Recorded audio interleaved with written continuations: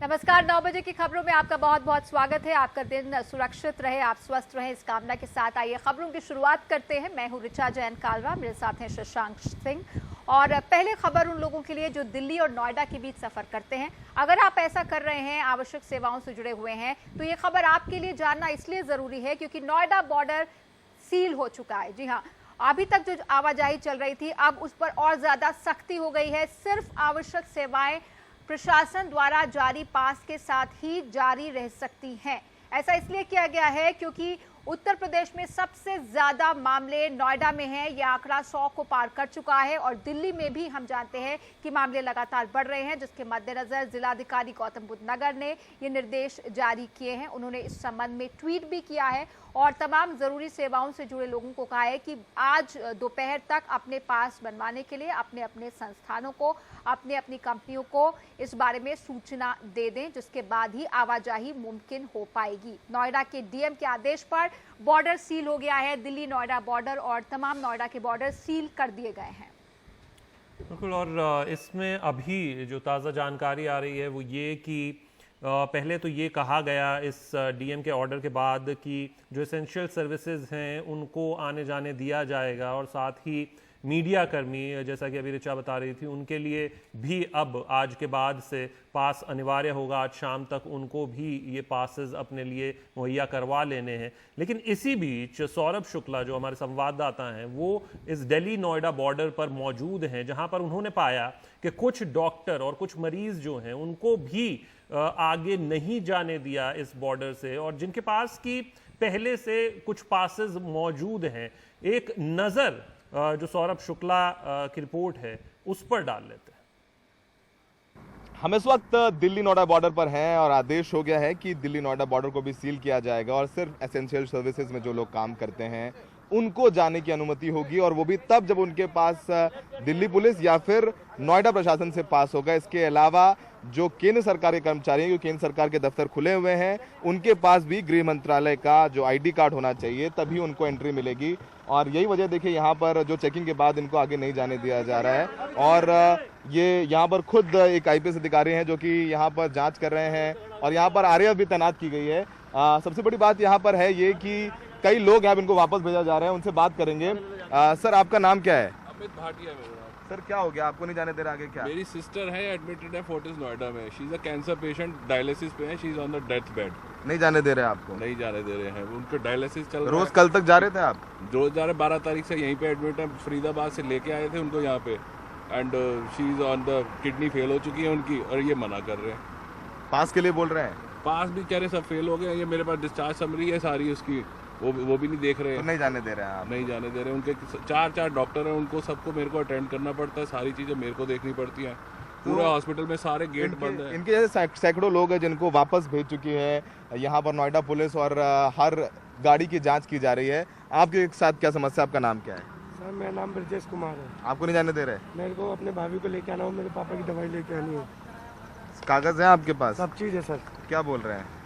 Paralyse case है sir. Paralyse case है। Paralysis case है, तो नहीं जाने दे रहे? नहीं जाने दे रहे सर। क्या कह रहे हैं? बोले घर जाओ। घर जाओ। तो ये दूसरा एक केस जिनके मेडिकल इमरजेंसी है और यहाँ से वापस लगातार भेजा जा रहा है। आप देखिए, इस गाड़ी को चेक किया गया और इसको तुरंत बोल दिया गया कि आप नोएडा में एंटर नहीं कर सकते हैं और आप वापस ले लीजिए। तो यहाँ पर एक ऐसी गाड़ी नहीं है, बहुत सारी गाड़ियाँ हैं जो लगातार यहाँ पर आ रही हैं। यहाँ पर पुलिस प्रशासन के लोग खड़े हुए हैं और खुद एक सीनियर जो अधिकारी हैं वो यहाँ पर चेकिंग कर रहे हैं। ये सिक्योरिटी वाले जो SIR सिक्योरिटी के लोग हैं उनको भी नहीं जाने दिया जा रहा है। आप देखिए, उनको भी वापस भेजा जा रहा है। तो लगातार सुबह से ही सख्ती कर दी गई है। रैपिड एक्शन फोर्स डिप्लॉय किया गया है और इसके अलावा अगर आपको बता दें तो मीडिया को भी अलाउ नहीं किया जाएगा प्रेस कार्ड से। जो अब तक प्रेस कार्ड दिखाने पर मीडिया अलाउ हो रही थी वो नहीं अलाउ किया जाएगा, क्योंकि आज के लिए ही सिर्फ छूट दी गई है प्रेस कार्ड पर। मीडिया को भी कल से पास चाहिए होगा, क्योंकि प्रशासन का कहना है कि काफ़ी लोग हैं जो कि मीडिया के फर्जी पास बनवा कर यहाँ पर आ जाते हैं और यहाँ पर उनको जो है इजाज़त नहीं दी जाएगी, क्योंकि ऐसा लगता है कि लोग इसका भी गलत फ़ायदा उठा लेते हैं। दूसरी सबसे बड़ी बात यहाँ पर ये भी सामने आ रही है, कई डॉक्टर्स को भी रोका जा रहा है। उनका यही कहना है कि यहाँ पर जो समस्या है वो ये है कि यहाँ पर डॉक्टर्स को नहीं जाने दिया जा रहा है। अगर हम बात करें सर, अगर आपसे बात करें सर, आपको क्या प्रॉब्लम है? यहाँ पर रोका गया है। आप मैक्स में काम करते हैं, मैक्स हॉस्पिटल में काम करते हैं? हाँ मैक्स में काम करते हैं, वी आर इन ऑपरेशंस।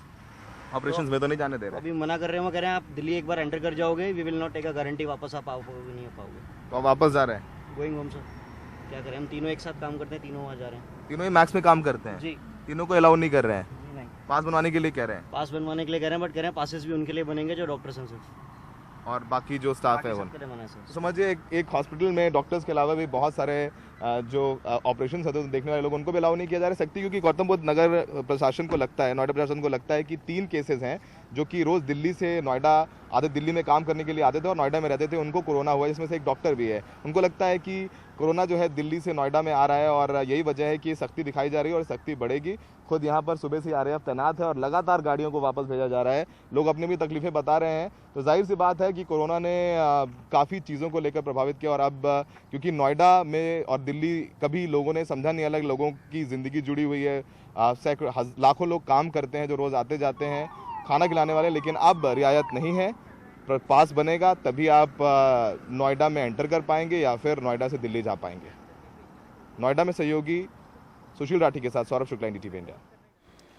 तो सरकारी कर्मचारियों के पेंशन और महंगाई भत्ते से जुड़ी एक खबर पर अब नजर डाल लेते हैं। आज कैबिनेट की बैठक में केंद्र सरकार के कर्मचारियों और पेंशनधारियों को मिलने वाले इस महंगाई भत्ते को इस साल स्थगित करने के प्रस्ताव पर विचार हो सकता है। ये प्रस्ताव मौजूदा कोरोना वायरस संकट की वजह से तैयार किया गया और आपको ये भी बता दें कि इससे पहले दरअसल साल में 2 बार इसमें चेंजेस किए जाते हैं या इसको बढ़ाया जाता है, जिसमें कि एक जो बात थी उसको पिछले महीने ही अप्रूवल मिल गया था, जो कि पेंशनधारियों का जो महंगाई भत्ता है उसे 17% से बढ़ाकर 21% करने की बात थी, लेकिन अब उस पर दोबारा विचार किया जा सकता है आज की इस कैबिनेट की बैठक में। और इस होने वाली बैठक पर नजर बनाए हुए हैं हमारे सहयोगी हिमांशु शेखर मिश्रा।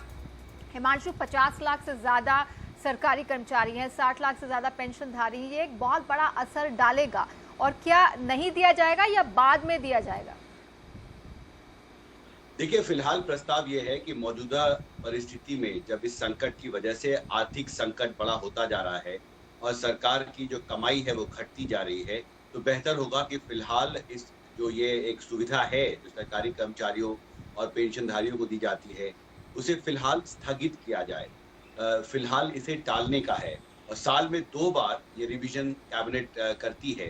एक प्रस्ताव कैबिनेट के सामने रखा जाता है और 1 जनवरी से 30 जून तक और फिर 1 जुलाई से 31 दिसंबर तक ये 2 6 महीने के स्लॉट्स हैं जिसमें सरकार महंगाई की जो स्थिति है उसका आकलन करके महंगाई भत्ता देती है कर्मचारियों को। तो फिलहाल ये तय किया गया है कि 2020 में फिलहाल इसको स्थगित किया जाए क्योंकि ये संकट लंबा चलने वाला है।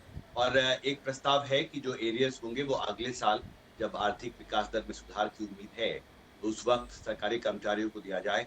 लेकिन फिलहाल ये महत्वपूर्ण है कि सरकार ने जो भी अपना खर्च है वो जहां भी संभव है उसे कम करने का फैसला किया है क्योंकि उसकी कमाई घटती जा रही है और ये जो प्रस्ताव है कैबिनेट के सामने ये उसी रणनीति का हिस्सा है।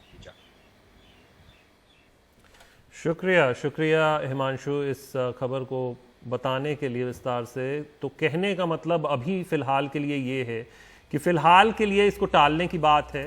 जो 2 बार रिवीजन होता था उसको जबकि अप्रूवल पिछले महीने मिला था, लेकिन फिलहाल हालात को देखते हुए इसको टाला जा सकता है और आज जो कैबिनेट की बैठक है उसमें ये फैसला लिया जाएगा और फिर अगले साल इस पर विचार किया जाएगा कि एरियर्स जो हैं उनको दिया जाए और कैसे दिया जाए।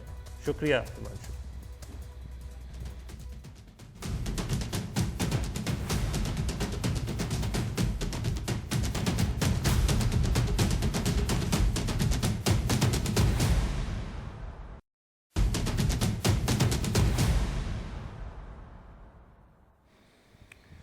दिल्ली सरकार की तरफ से एक 3 सदस्यीय डेथ ऑडिट कमेटी बनाई गई है। अब इस कमेटी का क्या काम होगा? ये कमेटी हर उस मौत के मामले की जांच करेगी जिसमें मरीज कोरोना पॉजिटिव रहा होगा और जब ये कमेटी ऑडिट या जांच कर लेगी तभी इसका डेटा जारी किया जाएगा। इसके मायने ये हैं कि जिन लोगों की भी दिल्ली में कोरोना के चलते मौत हुई है वो कब हॉस्पिटलाइज कराए गए, कब उन्हें अस्पताल में भर्ती कराया गया, इसके अलावा उनमें किस तरह के लक्षण थे, कितने लोग इनके संपर्क में आए, ये तमाम ऐसी जानकारियां हैं जो कि ये कमेटी जुटाएगी। उसके आधार पर एक डेटा तैयार करेगी और ये सरकार को दिया जाएगा। 3 सदस्यों की ये कमेटी बनाई गई है। दिल्ली में कोरोना के मामलों की संख्या 2000 से ज़्यादा है और कुल मिलाकर अगर हम देश भर की बात करें तो ये कोरोना के मामलों की संख्या बढ़कर 20,000 पहुंचने जा रही है। बिल्कुल, और सभी सरकारी और प्राइवेट अस्पतालों से भी ये कह दिया गया है कि वो ऐसी सभी मौत की जानकारी जिसमें मरीज कोरोना पॉजिटिव रहा है उसकी जानकारी इस समिति को दें ताकि ये पूरा डेटा एक बनाया जा सके।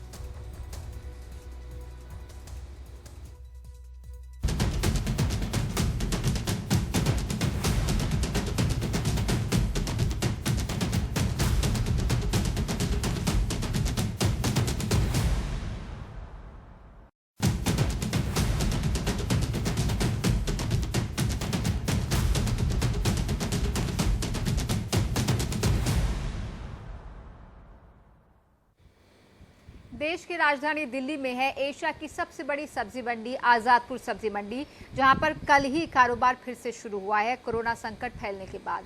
और कल खबर आई कि यहां काम करने वाले कारोबारी की कोरोना से मैक्स अस्पताल में मौत हो गई। ये जो तस्वीरें आप देख रहे हैं ये बहुत कुछ कह रही हैं। यहाँ पर सोशल डिस्टेंसिंग का पालन होता नहीं दिखा, सोशल डिस्टेंसिंग के नियमों की धज्जियां उड़ी और भले ही सरकार ने अलग अलग समय पर आवाजाही का नियम बनाया था, लेकिन यहाँ पर ऐसा देखकर कुछ नहीं लगा कि कोरोना संकट फैला हुआ है और सामान्य तौर पर आवाजाही दिखी, लोगों की काफ़ी भीड़ दिखी। भले ही लोगों ने मास्क पहन रखे थे लेकिन सोशल डिस्टेंसिंग कहीं से नज़र नहीं आई।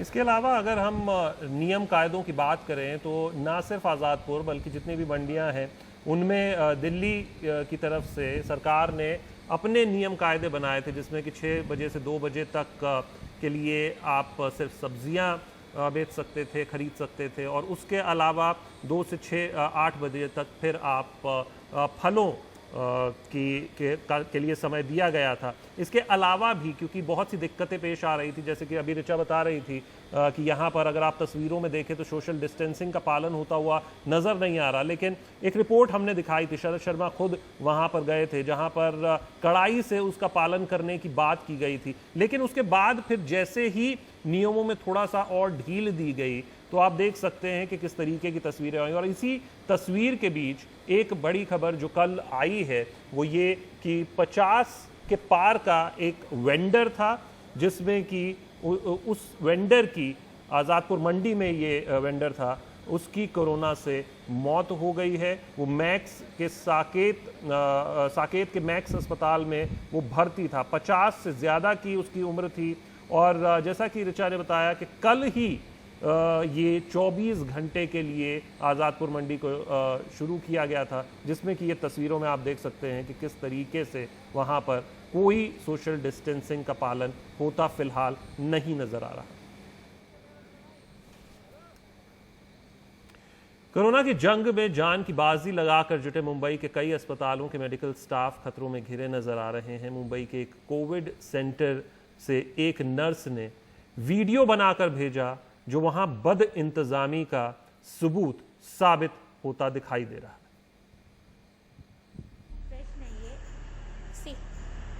एक ही हॉल में कोरोना के 23 मरीज।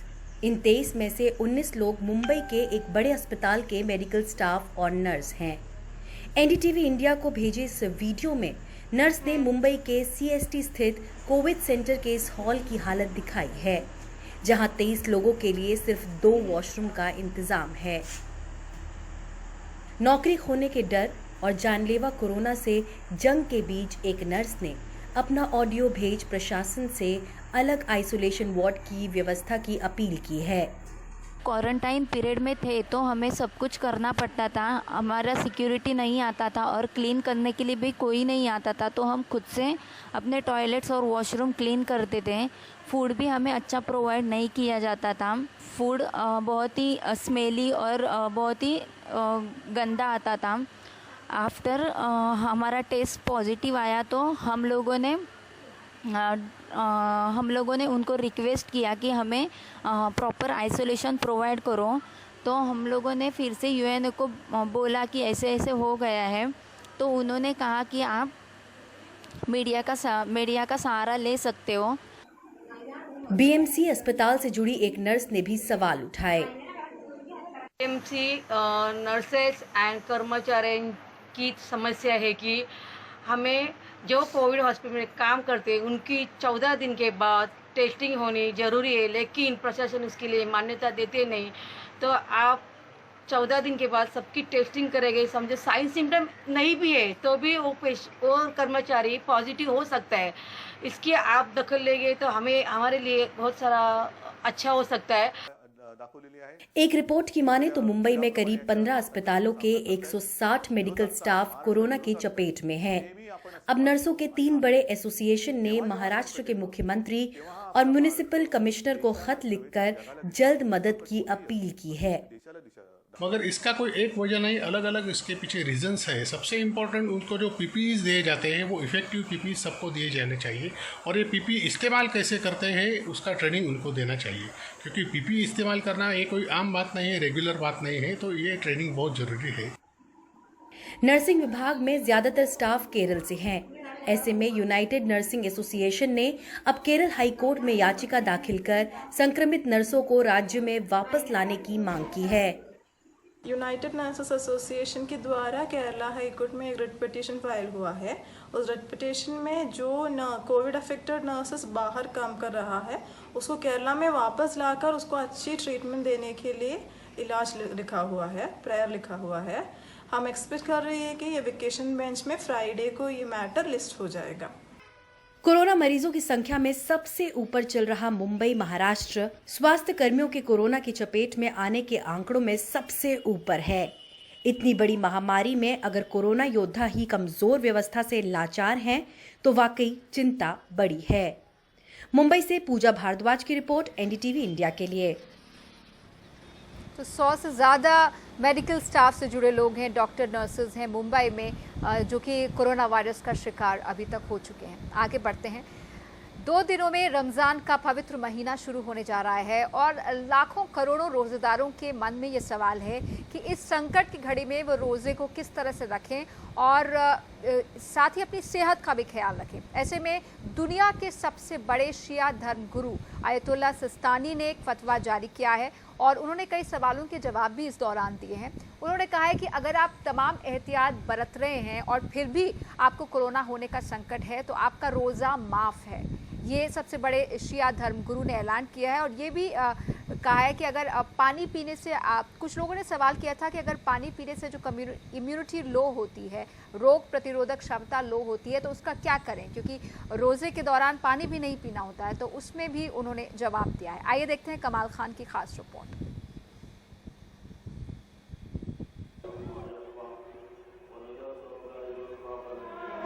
शदीद गर्मियों में रोज़ा मुश्किल होता है, लेकिन इस बार गर्मी भी है, लॉकडाउन भी और सिर पे मंडराता कोरोना का खतरा। ऐसे में एक शिया मुसलमान ने इराक में शिया धर्मगुरु आयतुल्लाह सिस्तानी से पूछा कि रोजे से इम्यूनिटी बहुत कम हो जाती है, सूखे गले से कोरोना के इन्फेक्शन का खतरा है, डॉक्टर जल्दी जल्दी पानी पीने कहते हैं, ऐसे में रोजा कैसे रखें? जवाब आया कि अगर सारी एहतियात के बाद भी रोजा रखने से इन्फेक्शन का डर हो तो उस दिन का रोजा माफ हो जाएगा, लेकिन घर में हो, मास्क और दस्ताने पहने, सैनिटाइजेशन करें और ये सब करने में ज्यादा मेहनत ना पड़े तो रोजा रखें। कोई देखे कि वाकई उसको खतरा है कि रोजा रखेगा, प्यास लगेगी, हला खुश्क हो जाएगा, तो उससे उसको खतरा महसूस हो रहा है, तो फिर वो रोजा नहीं रखेगा, उसके लिए रोजा नहीं है। क्योंकि उसके बाद भी शर्त यह है कि अब खुलेआम खा पी नहीं सकता वो कि साहब अब रोजा नहीं रखा है तो अब होटल में बैठा हुआ दावतें उड़ा रहा है, ऐसा नहीं। रमजान के शुरू में सुन्नी मुसलमान तरावी पढ़ते हैं। चूंकि मस्जिदों में ज्यादा जगह नहीं होती, इसलिए ये अक्सर मस्जिदों के बाहर होती है। रमजान में मुस्लिम इलाकों में रात भर बाजार खुलती है, इफ्तार पार्टियां होती हैं, लेकिन लॉकडाउन में इस पे रोक होगी। इस्लामिक सेंटर ऑफ इंडिया की एडवाइजरी में कहा गया है कि इफ्तार पार्टी ना करें, उसके फंड से गरीबों की मदद करें, तरावी घर में पढ़ें, ज़कात जरूर दें, किसी पड़ोसी को भूखा ना सोने दें और मुल्क से कोरोना दूर हो इसकी दुआ करें। मेरी एक बार फिर से ये अपील है कि जो कि जो लॉकडाउन के रूल रेगुलेशन है, जो सोशल डिस्टेंसिंग का फार्मूला है, उस पर पूरी तरीके से ज़रूर अमल किया जाए, क्योंकि ये अमल करना खुद आपकी अपनी जान के लिए, आपके घर वालों की जानों की हिफाजत के लिए और आपके महल्ले और शहर और पूरे मुल्क में रहने और बसने वाले इंसानों की जानों के लिए ये निहायत ही ज़रूरी और लाजमी है। ये गैर मामूली हालात हैं। पूरी दुनिया में कोरोना से तकरीबन 2.25 लाख लोग मर चुके हैं। पूरे मुल्क में लॉकडाउन है। ऐसे में ये याद रखना ज़रूरी है कि जान है तो जहान है। अगर जान रहेगी तो इबादत भी होती रहेगी। लखनऊ में कैमरामैन राजेश गुप्ता के साथ कमाल खान, एनडीटीवी इंडिया। और अब बात करते हैं हमारी टॉप 5 न्यूज़ की। हमारे एनडीटीवी इंडिया यूट्यूब चैनल पर आप जा सकते हैं। हम आपको 5 खबरें हर रोज़ दिखाते हैं और एक पोल हम पब्लिश करते हैं। उस पोल में आप जाकर हिस्सा ले सकते हैं और हमें अपनी राय भेज सकते हैं कि किस खबर को आप विस्तार से पूरे दिन एनडीटीवी इंडिया पर देखना चाहेंगे। इस सूची में हमारे पहली खबर है कोरोना संकट, नोएडा से दिल्ली बॉर्डर किया गया सील। नोएडा ने ये दिल्ली बॉर्डर सील कर दिया है। ये हमारी पहली खबर है। दूसरी खबर, कर्मचारियों के डीए पर मार, महंगाई भत्ता पर मार है, ये रुक सकती है बढ़ोतरी। आज कैबिनेट की बैठक है। तीसरी खबर कैबिनेट ऑफ मिनिस्टर्स की। और फेसबुक ने रिलायंस जियो में खरीदी 9.9% की हिस्सेदारी। चौथी खबर, अमेरिका बाहरी लोगों के बसने पर अस्थायी रोक। और पांचवी खबर, पाकिस्तान से लखवी समेत 4000 आतंकी वॉच लिस्ट से बाहर। तो ये हमारी 5 खबरें। आप हमारे एनडीटीवी इंडिया यूट्यूब चैनल पर जाइए, अपनी राय हमें भेजिए और कुछ ही देर में ये पोल पब्लिश होगा हमारे एनडीटीवी इंडिया यूट्यूब चैनल पर।